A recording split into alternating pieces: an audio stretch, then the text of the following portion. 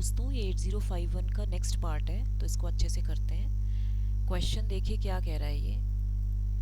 What is the size of the internal data memory in an 8051 controller. ये मैंने आपको बताया भी था, 128 बाइट्स होता है। 128 बाइट्स, क्योंकि 8051 is an 8 bit micro controller. ये क्या होता है, 8 बिट माइक्रो कंट्रोलर होता है, बिल्ट विद 40 पिन्स DIP, जिसमें 40 पिन्स होती हैं। Dual in line package. इसमें इंटरनल रैम होती है, जिसको हम क्या बोलते हैं, जो कि 128 बाइट्स का होता है, ओके। एंड रोम होता है 4 किलोबाइट्स का। रोम 4 किलोबाइट्स का होता है। तो of the 128 byte internal RAM, तो इसमें जो of the 128 byte internal RAM, only 16 bits, only 16 bits जो होते हैं, दे आर बिट एड्रेसेबल। केवल 16 बिट्स के को ही हम एड्रेस कर सकते हैं। Only 16 bits are bit addressable, ठीक है। तो ऑफ द 120, ठीक है, the rest must be accessed in byte format. तो यानी कि ये आपको पता होना चाहिए, ठीक है। तो इसमें देखिए आपका जो भी है ये साइज जो है इंटरनल डेटा मेमोरी की 128 बाइट्स है। नेक्स्ट क्वेश्चन है, which of the following is used to reset entire interrupt structure in 8051 microcontroller RETI, return from interrupt। इसको हम क्या बोलते हैं, return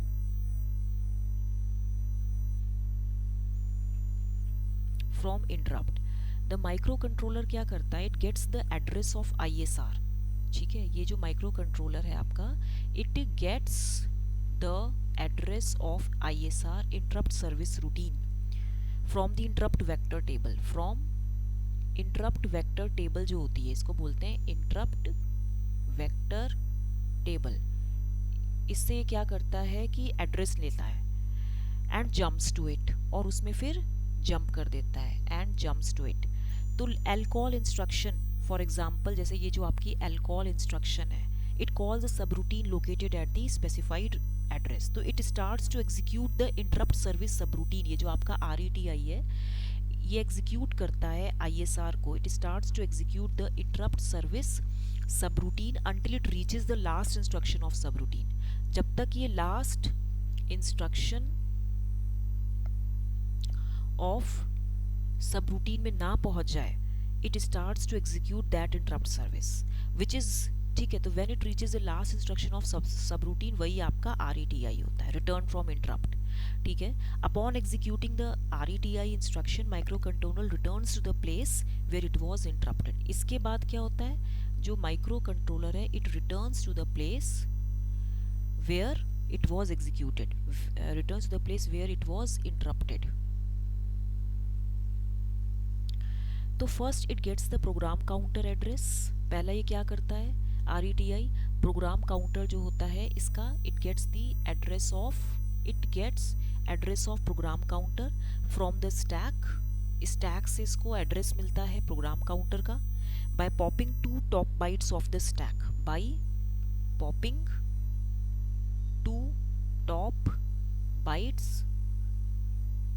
of stack into program counter, then it starts to execute from that address. ये क्या करता है, ये एड्रेस ऑफ प्रोग्राम काउंटर पहले इसको मिलता है स्टैक से। और पॉपिंग क्या होता है, जब हम पॉप इंस्ट्रक्शन करते हैं तो क्या होता है, स्टैक पॉइंटर का कंटेंट इंक्रीमेंट हो जाता है ना। तो 2 टॉप बाइट्स जो स्टैक का है, ये पॉप करके प्रोग्राम काउंटर में चला जाता है। मतलब स्टैक के 2 टॉप बाइट्स पॉपिंग करके प्रोग्राम काउंटर में जाते हैं, then it starts to execute from that address, ठीक है।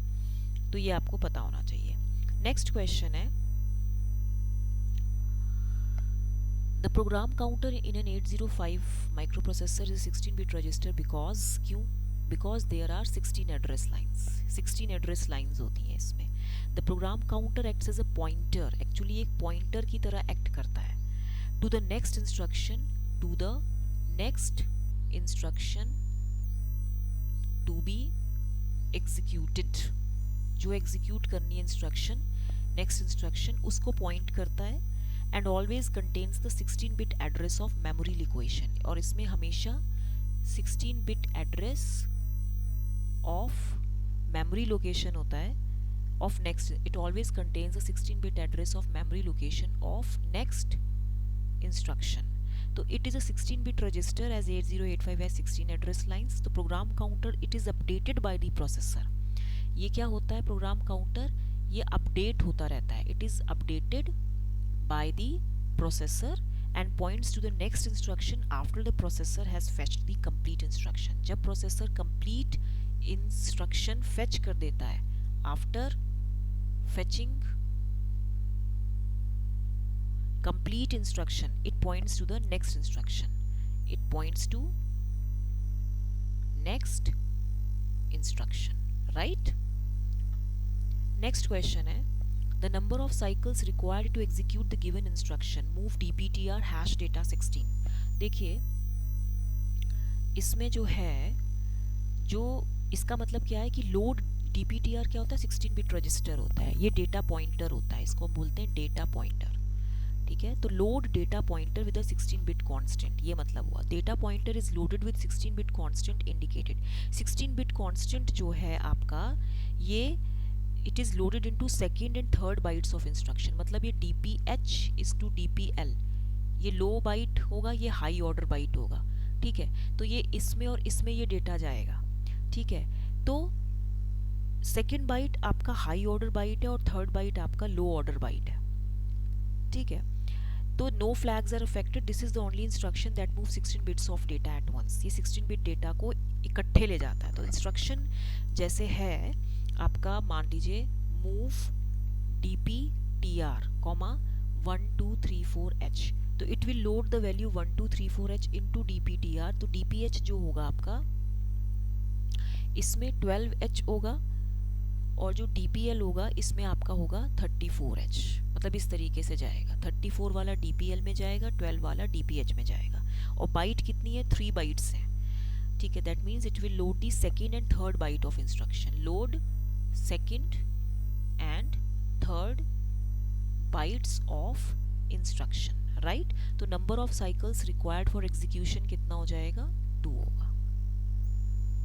नेक्स्ट क्वेश्चन है, विच ऑफ द फॉलोइंग, इसका मतलब नंबर ऑफ बाइट्स 2 होगा. ये क्वेश्चन पूछा ना, द नंबर ऑफ साइकिल्स पूछा है ना इसने, तो number of cycles required for execution 2 होगा, क्योंकि ये सेकेंड और थर्ड बाइट इंस्ट्रक्शन का लोड कर रहा है. नेक्स्ट क्वेश्चन है, बाइट्स 3 है, 3 बाइट इंस्ट्रक्शन है ये. ठीक है, नेक्स्ट है, which of the following statements about assembly language is correct. Assembly language is machine dependent, true. It is machine it is machine independent, no. It is easier than high level language to write programs, no. It requires interpreter, no. तो इसका first option सही है, क्योंकि assembly language एक low level programming language है. ये क्या है, एक लो लेवल प्रोग्रामिंग लैंग्वेज है, लो लेवल लैंग्वेज है, LLL है. तो in which there is a very strong correspondence between the program's statements and the architecture's machine code instructions. तो each assembly language is specific to computer architecture. जो high level languages होती हैं, जैसे आपकी सी है, जावा है, ठीक है, compare to the high level languages, assembly languages difficult to write, difficult होता है इसको लिखना. ठीक है, तो इंटरप्रेटर के केस में user input is given to the source program, मतलब हाई लेवल प्रोग्राम को दिया जाता है to generate output. Hence assembly language programs don't require an interpreter, they don't require interpreter, इनको इंटरप्रेटर की आवश्यकता नहीं होती है. ठीक है, नेक्स्ट को, तो इसका राइट आंसर जो होगा ये फर्स्ट होगा. नेक्स्ट क्वेश्चन है आपका 14th, एक्यूमुलेटर हैज डेटा, क्या है आपका, FFH. Determine the state of carry flag 0 and sign flag when 01H is added and the content of accumulator is incremented. देखिए हमारे पास क्या है, instruction add a star hash 01H. Hash का मतलब होता है इमीडिएट डेटा आप उसमें लोड कर रहे हो. ठीक है, तो यहाँ पे देखो आपके पास क्या है, FF है डेटा, एक्यूमुलेटर में डेटा FFH है ना, तो इसमें हम 01 ऐड करेंगे, तो FFH में क्या होगा, 111 और ये 1111 और 01 क्या होगा, 00000001, राइट. जब हम इसमें और कैरी इसको हम ऐड करेंगे तो क्या होगा, this will increase the content of accumulator by 1, यानी कि ये कितना होगा, 0 0 0 0, फिर ये सब 0 0 हो जाएगा 0, और यहाँ पे जो 1 आएगा वो किस में जाएगा, कैरी फ्लैग में. यही तो होगा, ठीक है। 0 1 + 1 0 1 0, हाँ। तो इसमें देखिए साइन फ्लैग तो आपका 0 है, कैरी फ्लैग आपका 1 है एंड जीरो फ्लैग आपका 1 है। ये आपका फर्स्ट केस था, ठीक है। दूसरा केस क्या है, when the content of the accumulator is incremented. इसका मतलब क्या है कि हम INR करेंगे, INR A करेंगे बी ऑप्शन में। तो इसमें क्या होगा, it will increase the content of accumulator by 1, लेकिन कैरी फ्लैग जो होगा it will be unaffected by this operation, unaffected by the operation. तो इसमें देखो क्या होगा, FF है n+0 1 है, तो इसमें देखो 1 1 1 1 1 1 1 1 0 1 में क्या होगा 0 0 0 0 0 0 0 0, ठीक है 0 0 1, ठीक है। ये हो जाएगा जब, क्योंकि INR A कर रहे हैं तो हमें उसका कंटेंट भी तो इंक्रीज करना है, तो ये भी 0 0 0 0 0 0 0 0। लेकिन इसमें क्या होगा, कैरी फ्लैग में कोई डेटा नहीं होगा, कोई भी। The contents of the flag are as follows कि साइन फ्लैग 0, कैरी फ्लैग में नो चेंज, एंड जो आपका जीरो फ्लैग है वो 1 हो जाएगा, क्योंकि जीरो फ्लैग में 0 ही तो सेट हो रहा है। तो आपका जो राइट ऑप्शन होगा वो ऑप्शन 2 होगा। कि पहले केस में जब आपने किया ऐड #01H ऐड A था ना, तो कैरी फ्लैग 1 था, साइन 0 था, 0 1 था। और दूसरे में carry flag is same as previous state, sign 0 है एंड 0 1 है, राइट, ओके। तो इसमें आप देखिए कैरी फ्लैग को हम बोरो फ्लैग भी कहते हैं, 1 carry out from MSB but no addition और borrow into MSB bit on subtraction, 0 no carry out और बोरो इनटू MSB बिट। ये तो चलो छोड़ दो, इसे तो हम बाद में देखेंगे, ठीक है। तो ये आपका हो गया है ये क्वेश्चन। नेक्स्ट क्वेश्चन है आपका, in a microprocessor the number of address lines required to access a 16 kilobyte memory bank is. तो क्या होगा इसका, देखो क्या होता है, an address line usually refers to physical connection. Address line किसको बोलते हैं, फिजिकल कनेक्शन होता है, it is a physical connection between a CPU and a memory. जैसे ये एक आपका CPU है और ये एक आपका मेमोरी है, ठीक है। तो it this address lines represents a physical connection between a CPU and memory. CPU और मेमोरी को कनेक्ट करने के लिए एक फिजिकल कनेक्शन होता है, and it specifies which address to access in the memory, which address to access in memory, कौन सा एड्रेस हमें एक्सेस करना है। तो for an n bit address line we can access, for an n bit address line we can access 2 to the power n memory locations.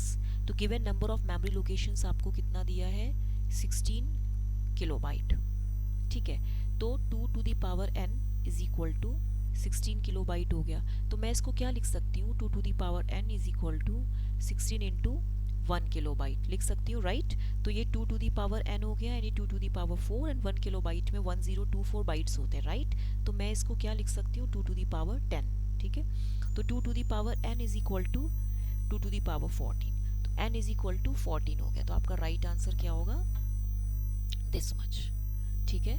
Next question है आपका, in an 8051 microcontroller the register that holds the serial data interrupt bits TI and RI, वो क्या होगा, जो serial data interrupt bits को handle करता है, hold करके रखता है, वो एस्कॉन रजिस्टर होता है। एस्कॉन में क्या होता है, देखिए मैं आपको इसका एक सीरियल पोर्ट कंट्रोल रजिस्टर है, इसको हम बोलते हैं सीरियल पोर्ट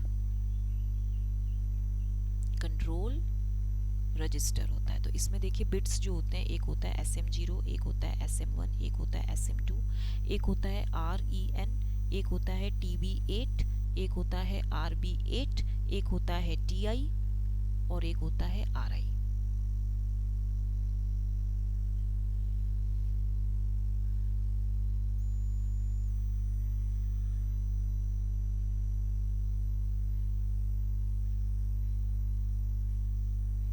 देखिए ये है, तो ये क्या है आपका एस्कॉन का, ये एस्कॉन का बिट फॉर्मेट स्ट्रक्चर है। तो सीरियल पोर्ट कंट्रोल एंड जो स्टेटस रजिस्टर होता है, ये स्पेशल फंक्शन रजिस्टर एस्कॉन में आता है। This registers contain not only the mode selection bits, ये आपके क्या है, मोड सिलेक्शन बिट्स हैं, ठीक है। They not only contain the mode selection bit but also the 9th data bit, लेकिन इसमें 9th डेटा बिट भी होता है, 9th डेटा बिट भी होता है for transmitting and receiving, for transmitting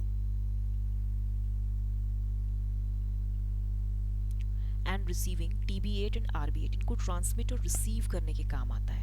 and the serial port interrupt bits होते हैं, ये आपके क्या होते हैं, TIRI, इसको क्या कहते हैं, सीरियल पोर्ट इंटरप्ट बिट्स होते हैं। तो if the interrupt bit in the IE register is enabled, मतलब अगर IE.4 है आपका, तो व्हेन RI और TI इज रेज्ड, जब आप इसमें RI रिसीव इंटरप्ट या ट्रांसमीटर इंटरप्ट जो है इसको आप रेज करोगे, इसको सेट करोगे, it is raised, then 8051 gets interrupted and jumps to the memory location. 8051 जो होगा it gets interrupted and jumps to memory location, right? कौन सा memory address location है इसका, 0023H to execute the ISR, right? तो हम इसको बोलते हैं ये चीज। तो TB8 क्या होता है, the ninth bit that will be, TB8 is the ninth that will be transmitted। R8 क्या होता है, ninth bit that will be received, ये ninth bit that will be transmitted, ये ninth bit that will be received। TI transmit interrupt flag होता है set by hardware, receive interrupt flag set by hardware। तो bit B3 is RB8 होता है which indicates कि ninth bit will be transmitted, right? तो ये आपको पता होना चाहिए। तो ISR in the ISR we must examine TI and RI flags। interrupt service routine में हमें केवल ये TI RI flags को examine करना पड़ता है, which one cause the interrupt and respond accordingly, right? तो ये आपका ये हो गया। टिल देन इसको अभी हम रिमेनिंग क्वेश्चंस और करेंगे। इसको लाइक शेयर सब्सक्राइब करना मत भूलिएगा। Thank you very much.